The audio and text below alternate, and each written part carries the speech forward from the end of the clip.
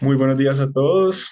Les doy la bienvenida a este webinar, El poder de los datos, clave para avanzar hacia el Open Finance. Gracias por su conexión, por su puntualidad y por estar muy atentos a este tema del Open Finance, que es muy importante para las entidades del sector cooperativo y solidario. A continuación, voy a darle la bienvenida a nuestra líder de movilización y cambio, Yasmín Velandia, que nos va a contar un poco acerca de la importancia del Open Finance y por qué implementarlo.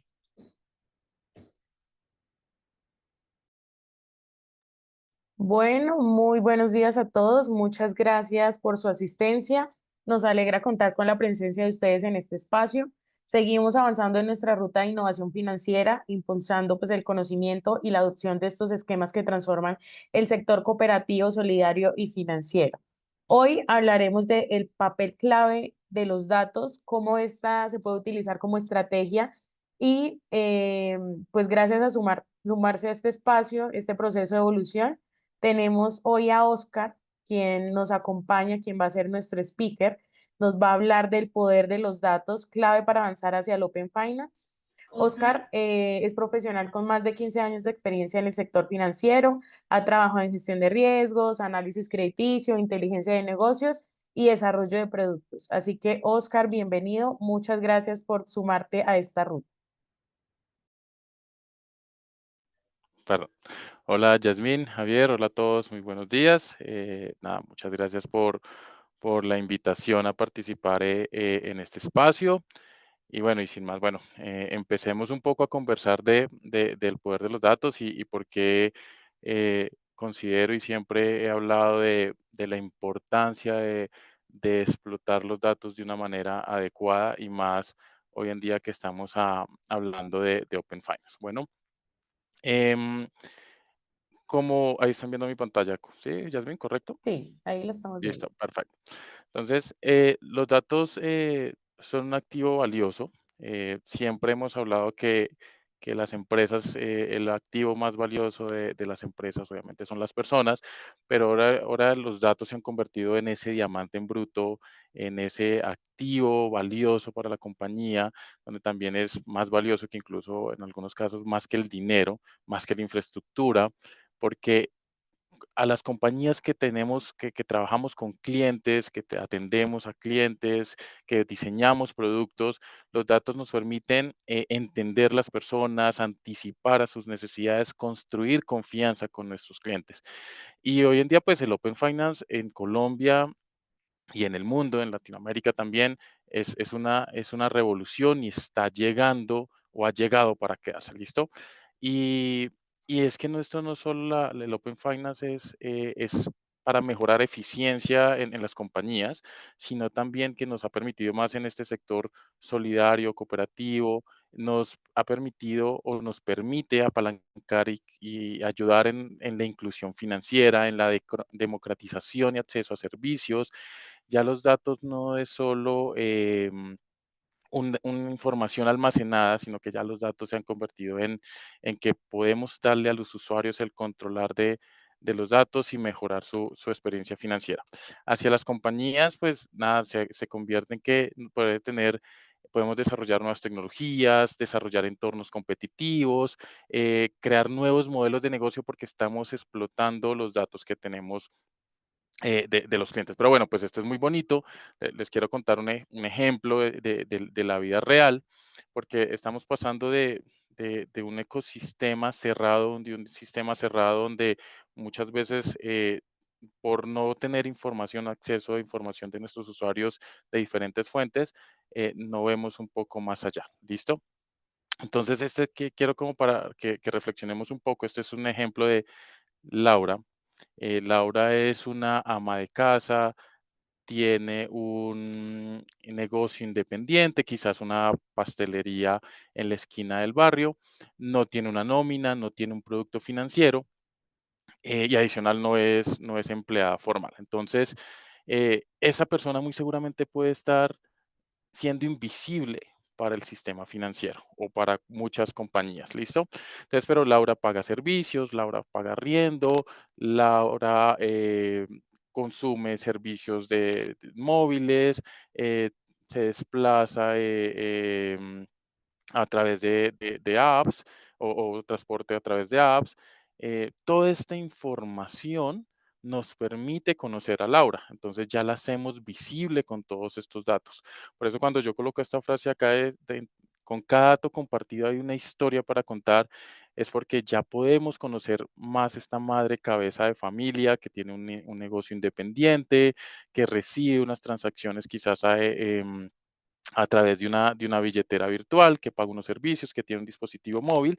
Toda esa información ya hace visible a Laura en el sistema. Ya con esta información nosotros podríamos construir modelos, segmentar mm, segmentar a Laura a través de sus consumos, de sus pagos, y ahí ya estamos en un sistema abierto. Ya por eso digo que ya salimos de un sistema cerrado, de solo no consultar una fuente de información, sino abrirnos al mundo, abrir a diferentes fuentes de información que tengamos opciones y ya podemos perfilar un poco mejor a la hora, ¿listo?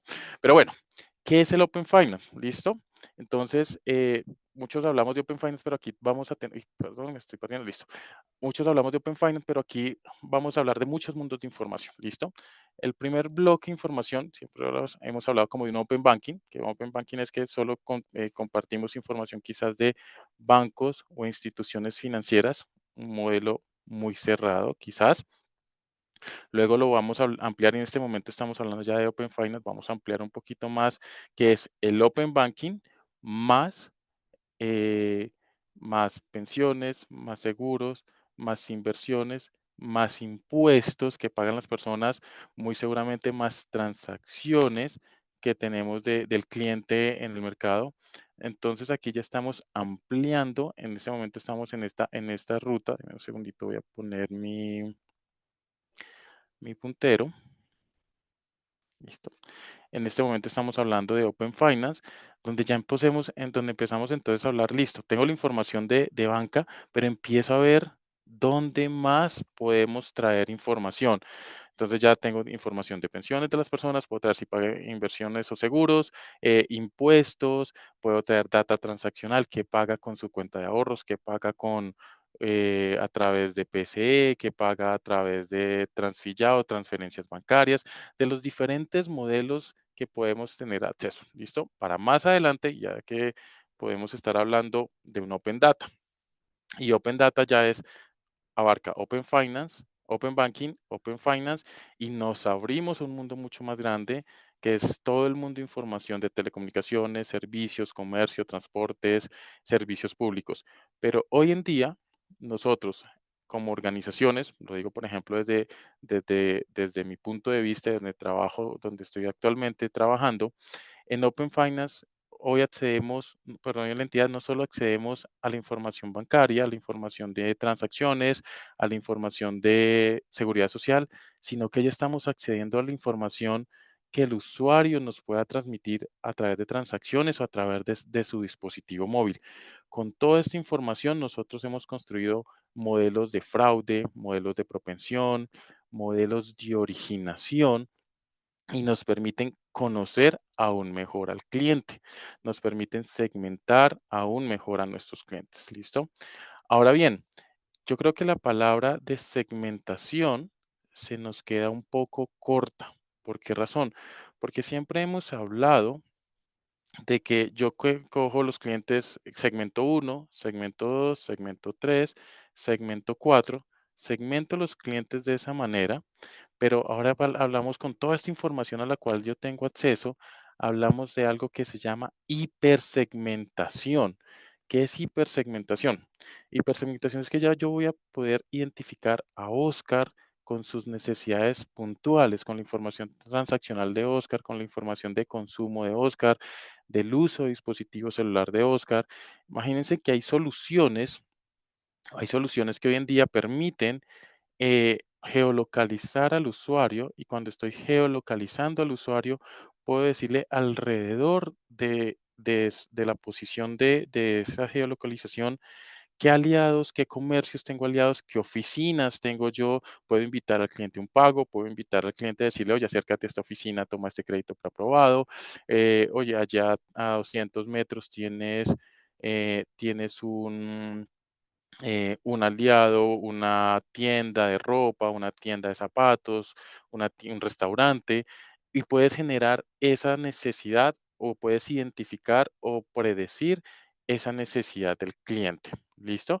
Por eso ya estamos hablando de hipersegmentación, porque ya no estoy hablando de una campaña genérica, sino que cada persona va a recibir una oferta que realmente le interesa, una oferta que realmente necesita. Me estoy o que realmente le interesa. Me estoy anticipando a las necesidades de esa persona. ¿Listo? Adicional, también cuando yo tengo exploto los datos, puedo crear productos, puedo identificar productos. Puedo crear productos hablando desde el punto de vista del sector cooperativo, el sector solidario, productos de ahorro flexible, créditos dinámicos, seguros paramétricos por consumo. Entonces, con toda la información que yo tengo del cliente, puedo generar esta, puedo ir creando, puedo ir innovando productos que realmente el cliente necesita. Hay una, hay una estadística que dice que más o menos el 75, 80 u 80% de los productos que se crean en el mundo son por necesidades internas y no por necesidades realmente del cliente. Eso está muy mal. ¿Por qué razón? Porque uno siempre tiene que pensar o siempre tiene que ir innovando en realmente qué es lo que está necesitando el cliente. ¿Listo?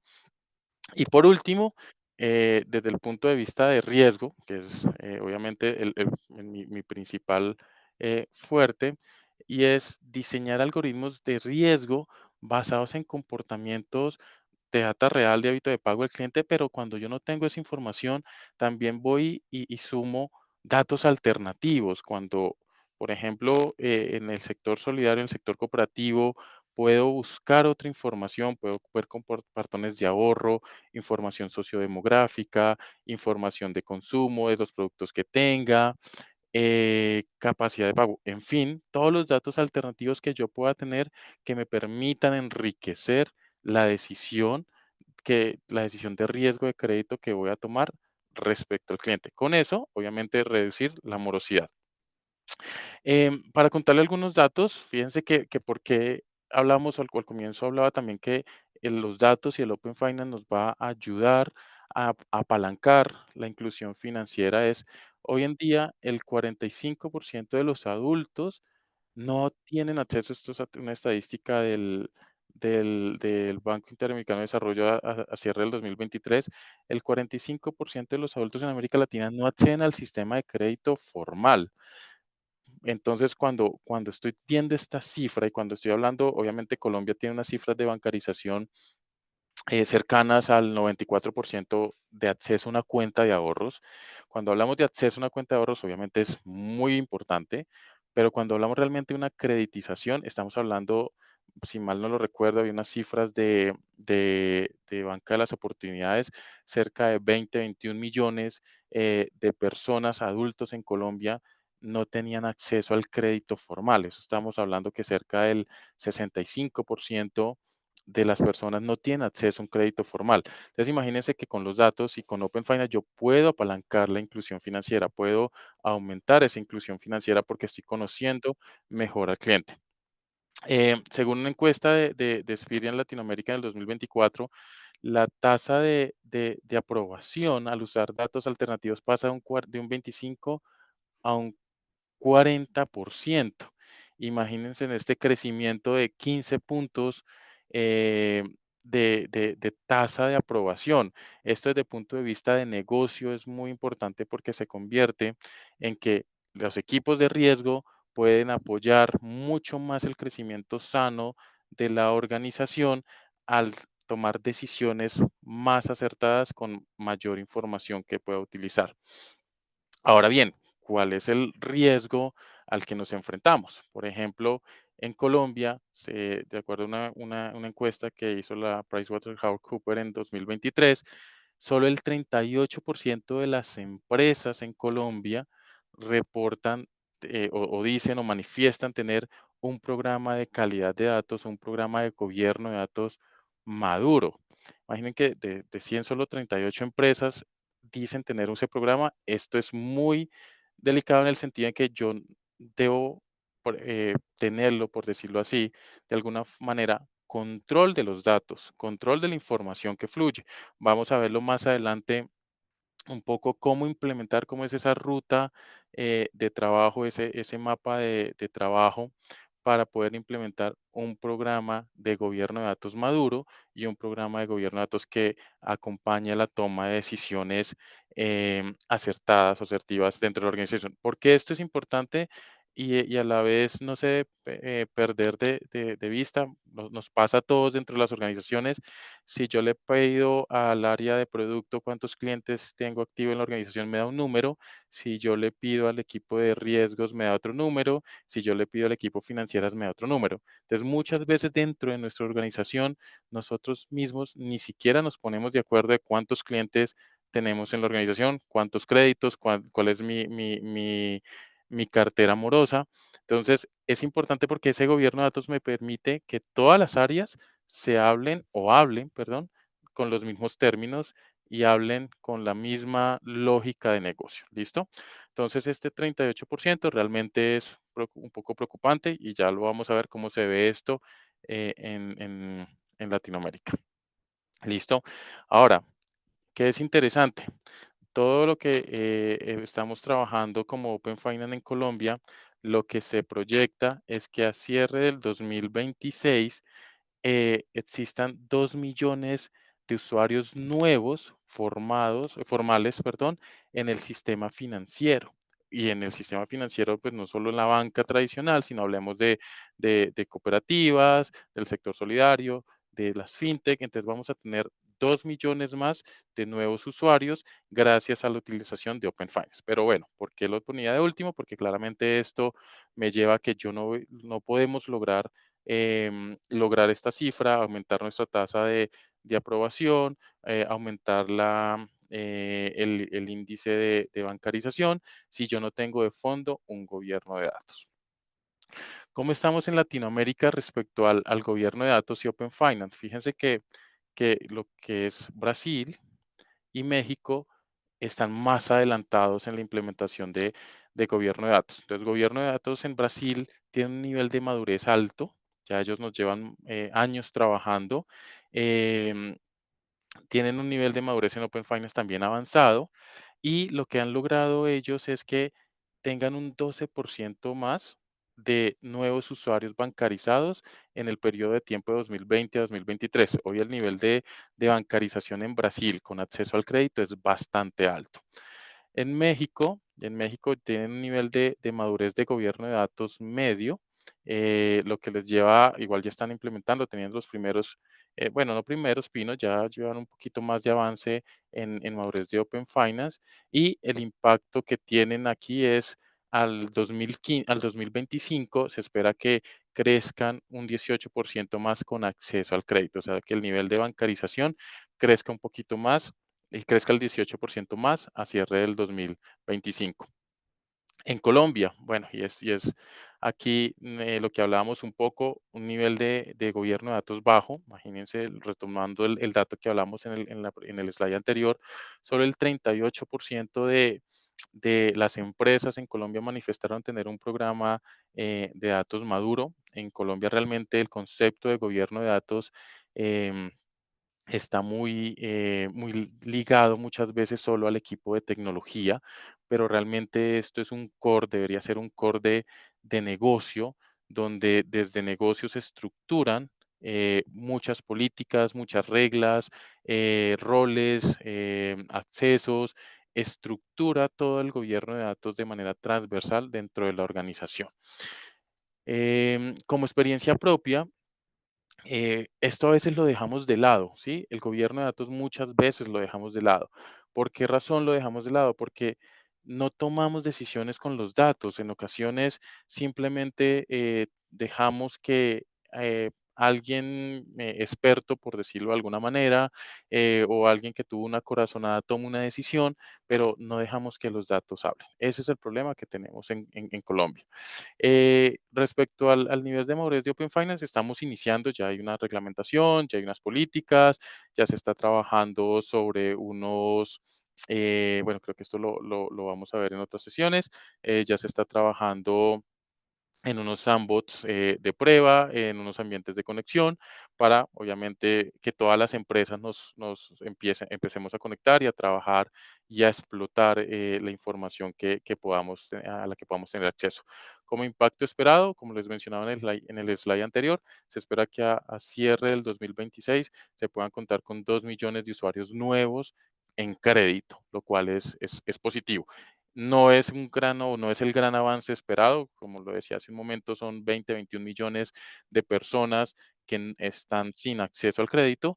2 millones sigue siendo apenas es un porcentaje bajo en la implementación o en lograr avanzar en la bancarización, pero ya se está empezando, algo es algo.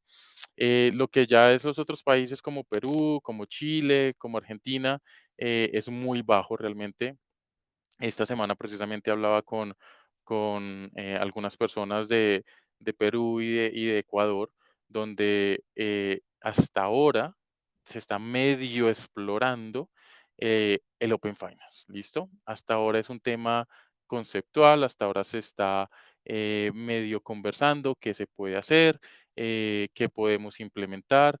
Realmente no es, no hay una prioridad marcada, no hay un tema regulatorio marcado, pero pues digamos que si lo vemos dentro de Latinoamérica, pues somos como el tercer país que está avanzando en Open Finance, pero importantísimo poder tener sentar esos cimientos, construir esos cimientos de la gobernanza de los datos, ¿listo? Si no hay unos cimientos en la gobernanza de los datos, de ahí hacia arriba nada está, no va a tener un soporte, un sustento firme. A mí hay una frase que siempre me gusta mencionar y es, en el caso de la estadística, en el caso de los modelos, cuando desarrollo un modelo con basura, pues adivinemos qué, el modelo que va a salir es basura, ¿listo? ¿Y eso por qué?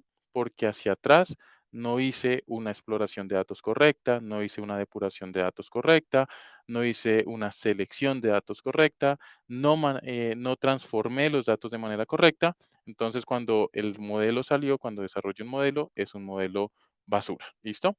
Por eso el cimiento principal de trabajo son los datos.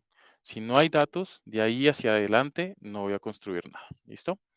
Ahora, ¿esto por qué pasa? ¿Esto por qué pasa dentro de las organizaciones? ¿Cuáles son los errores más comunes que tenemos en la gestión de los datos y de pronto un poco cómo podemos superar? ¿Listo?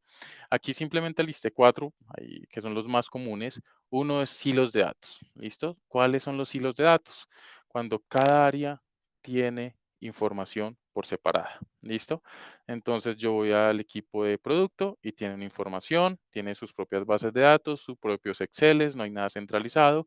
Voy al equipo de riesgos, tiene su propia información, sus propios bases de datos o Exceles, no hay nada descentralizado. Y lo mismo cuando yo voy a la información de financiera. Estos hilos de datos me impiden tener una visión integral del cliente, me piden tener una visión holística de nuestros clientes y adicional una visión dentro de la organización, una versión transversal. El ejemplo que les comentaba hace un momento es de la vida real. Yo creo que muchos de los que estamos acá nos pasa. Si yo le pregunto a un área cuántos clientes tenemos, me da un número, si le pregunto al área 2 me da otro número y si le pregunto al área 3 me da otro número, o si le pregunto el valor de la cartera o si le pregunto el indicador de morosidad, muy seguramente van a dar números distintos.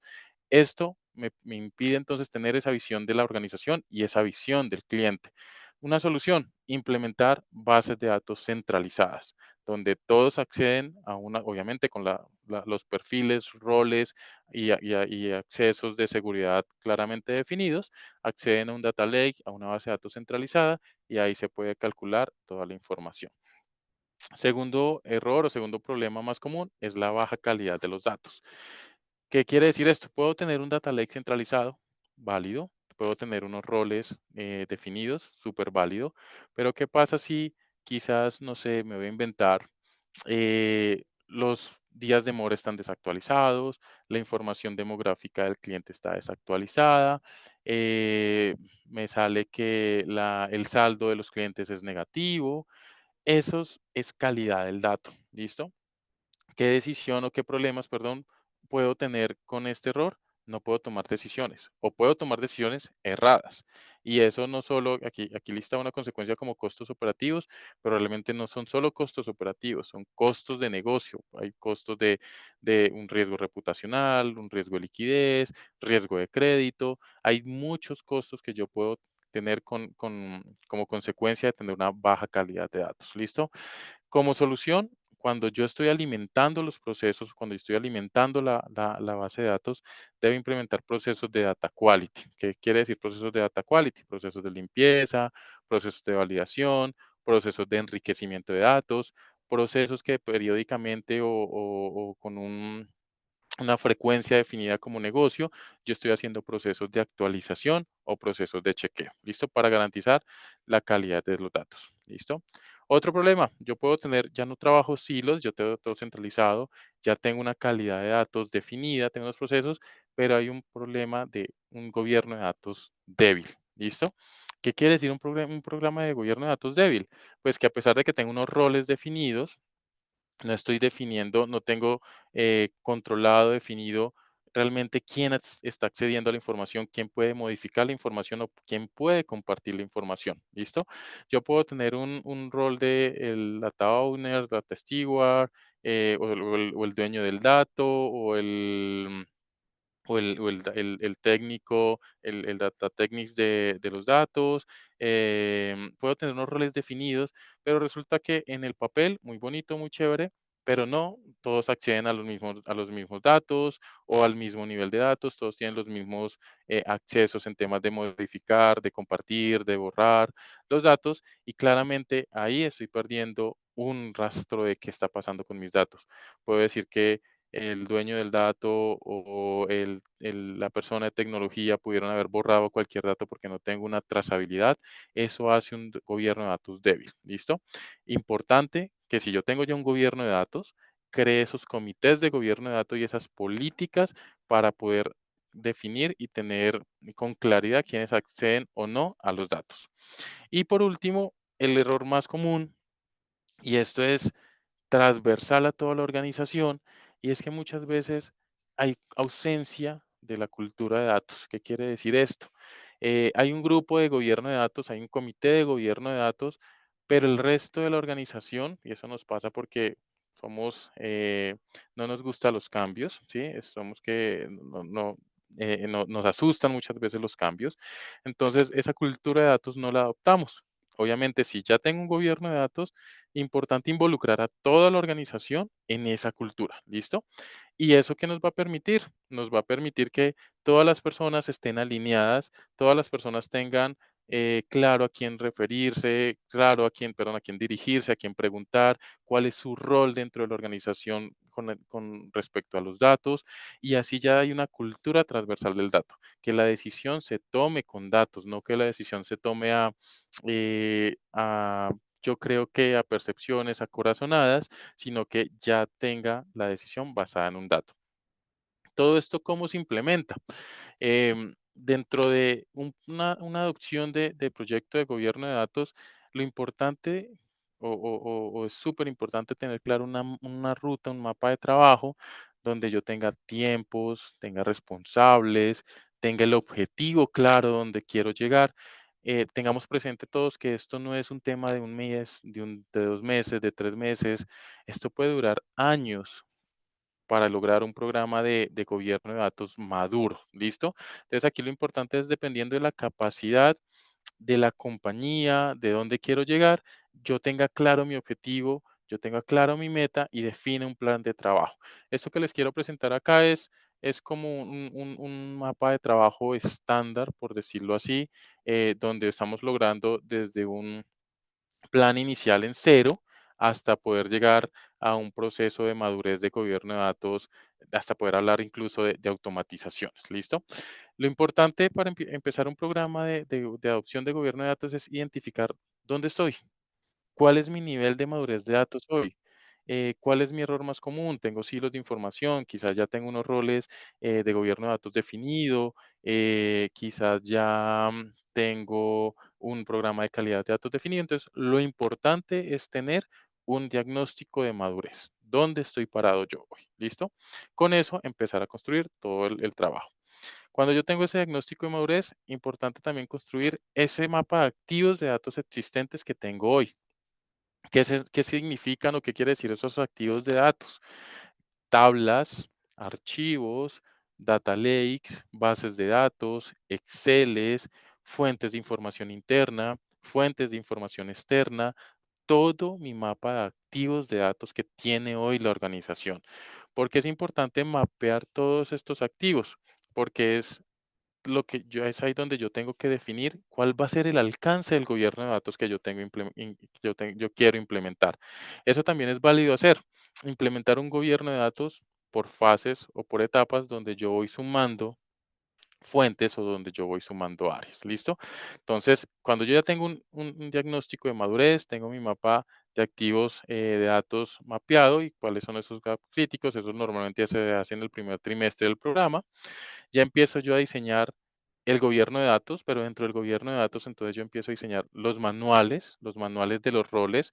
Ahí vamos a definir, dependiendo del tamaño de la organización, dependiendo de ese tamaño de la organización, yo puedo definir unos roles, ¿sí? Puedo definir quizás un gerente de datos, puedo definir los roles en cada área puede haber un dueño de datos o los data steward en cada área pero eso depende de qué tan grande sea mi organización. Lo importante es tener unos manuales de roles.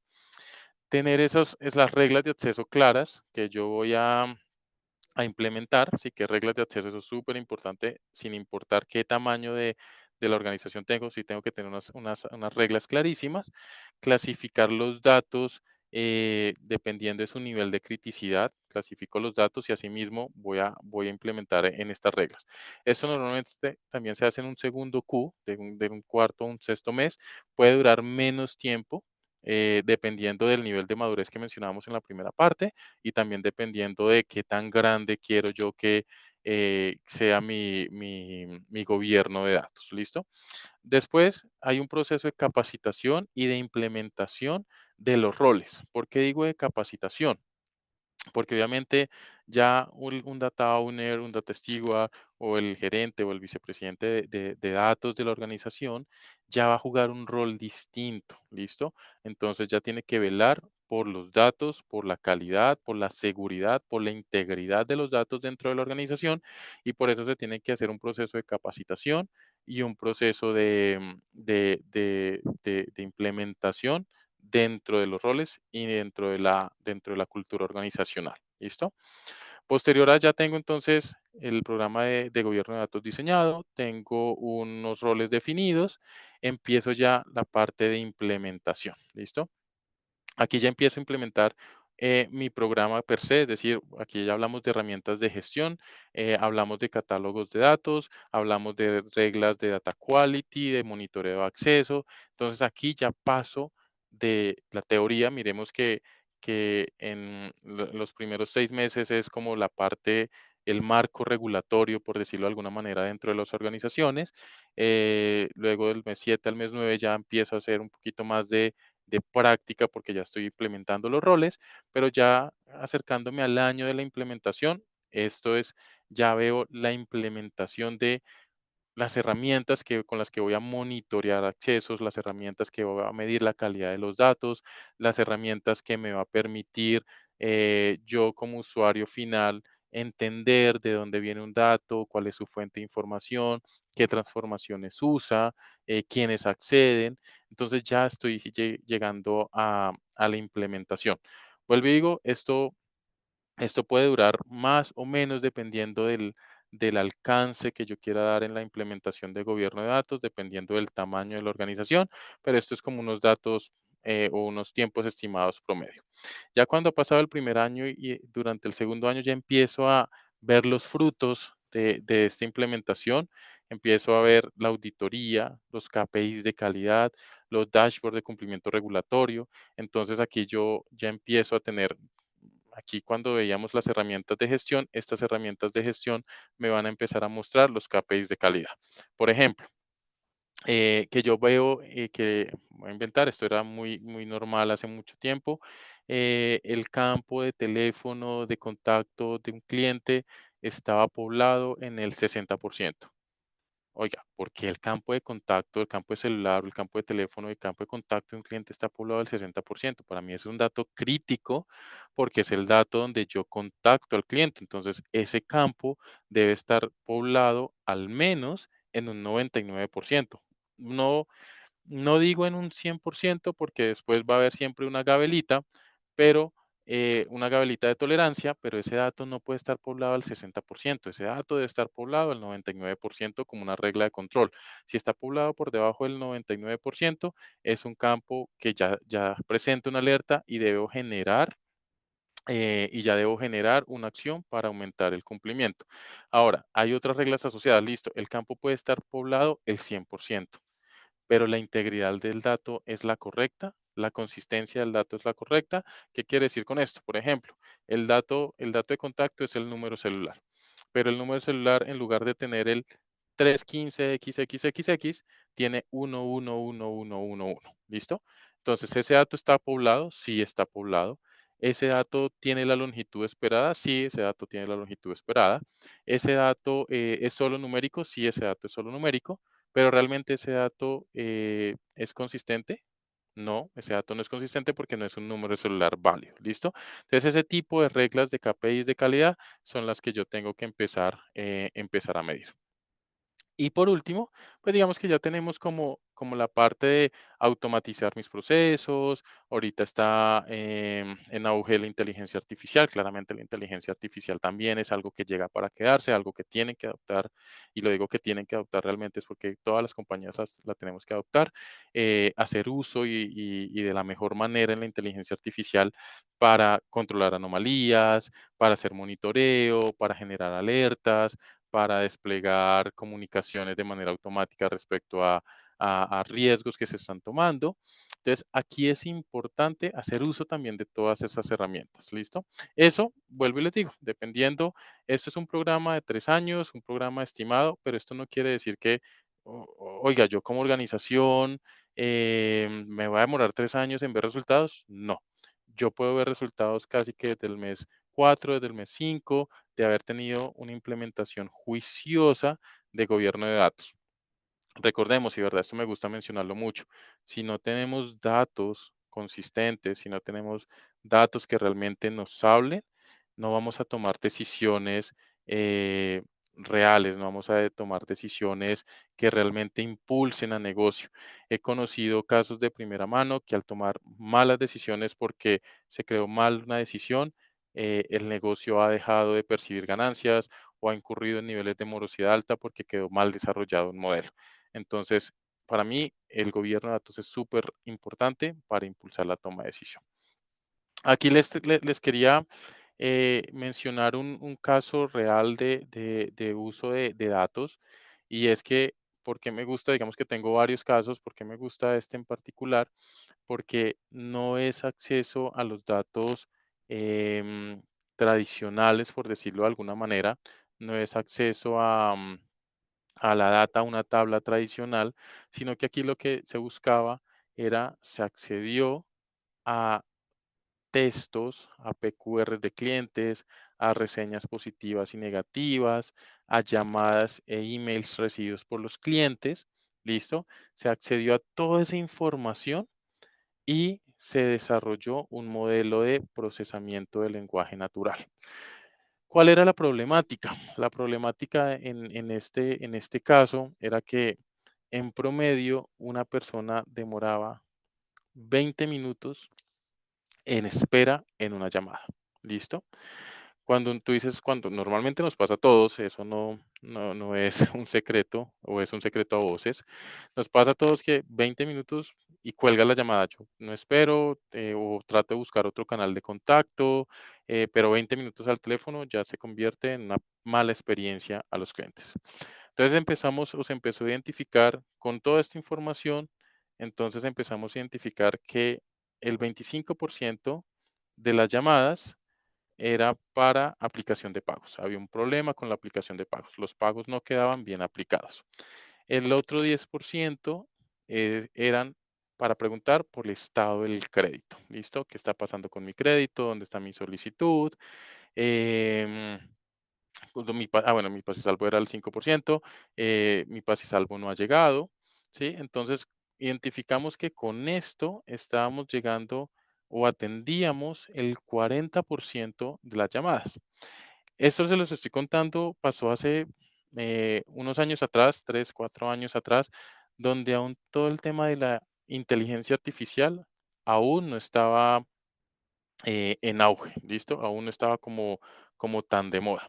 Pero con ese desarrollo de procesamiento de lenguaje natural, se logró automatizar, se hicieron automatizaciones de IVRs y de chats que permitían automatizar o atender estas solicitudes.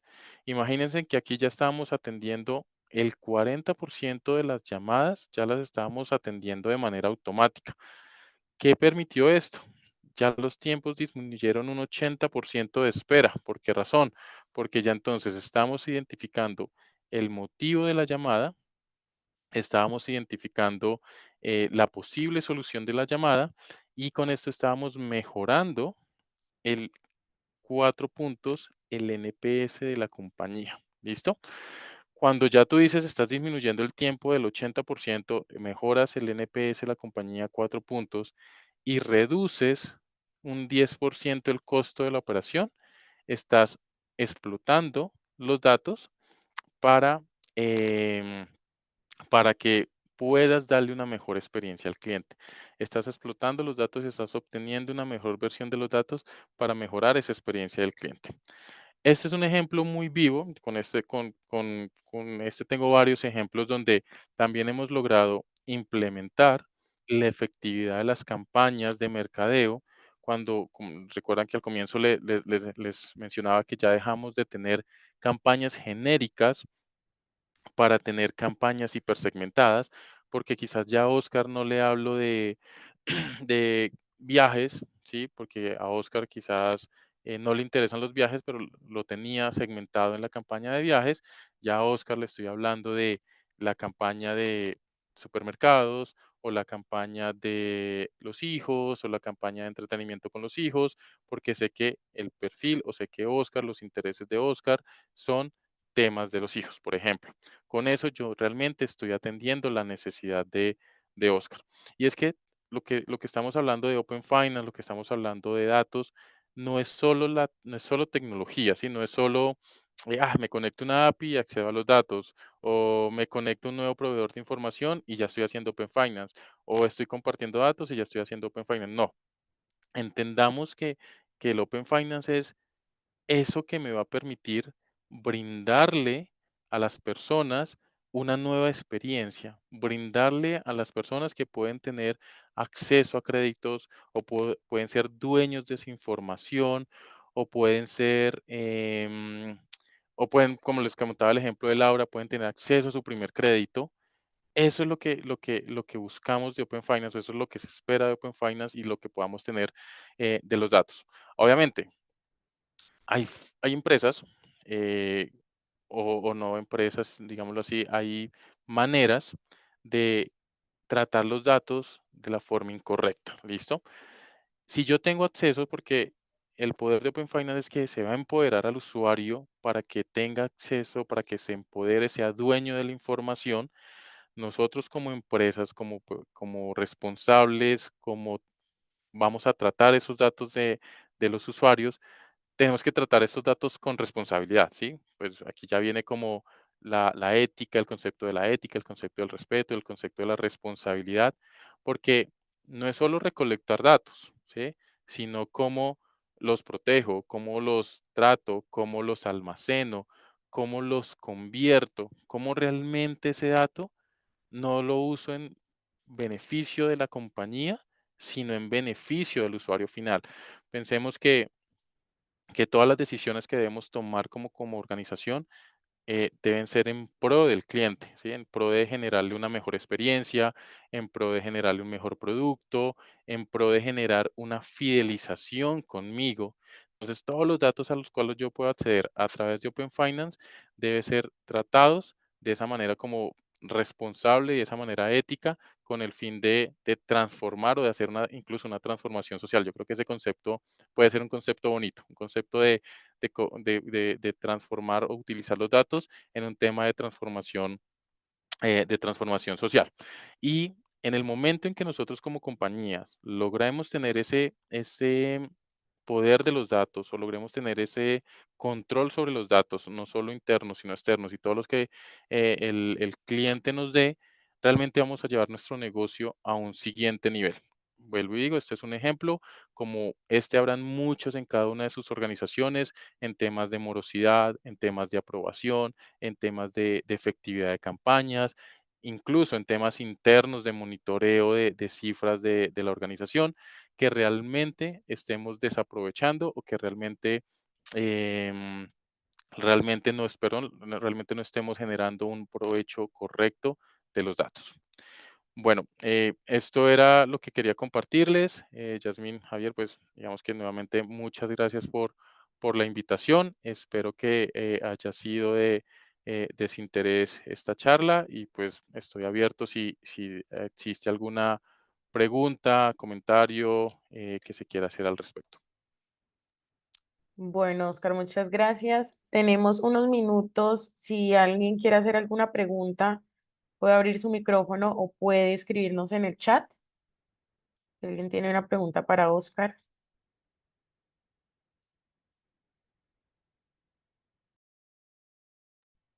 Bueno, creo que no.